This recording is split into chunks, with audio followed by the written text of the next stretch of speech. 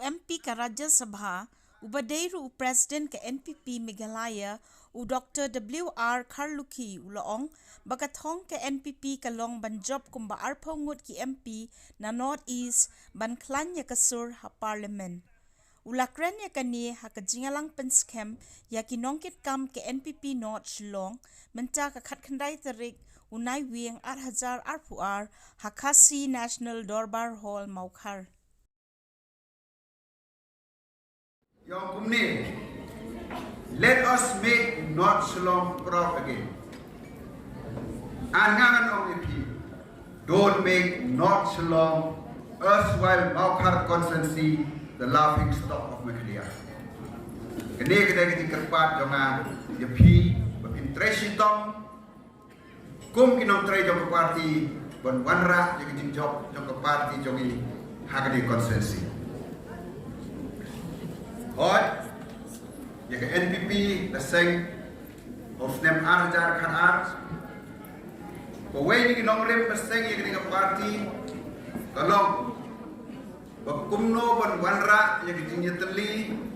jong ki breu ki badon segere ka thain na pingi jong re India namar kata target ke jong parti ke jongi kamde tang ban job Meghalaya Nagaland idon armut ki MLA Manipur idon yomut ki MLA Delhi Arunachal idon Sangur ki MLA target jong ke parti ke jongi kelong bangin job habarok ki benta jong ke Thailand lampi jong ke India ke jongi banyeteli ki jai bre ke bedan ngani ke Thai but bangin let syak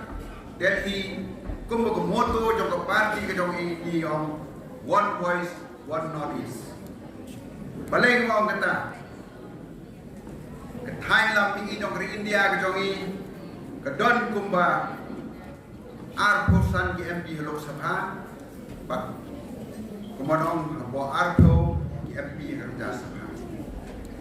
lada in election hi ni day belek na kumno ong duna ya ke khasan arpo lani arposan ki MP nang ba kata ka mo hi one voice one Northeast will be heard in Delhi. Bahkan yo sengaja manong MP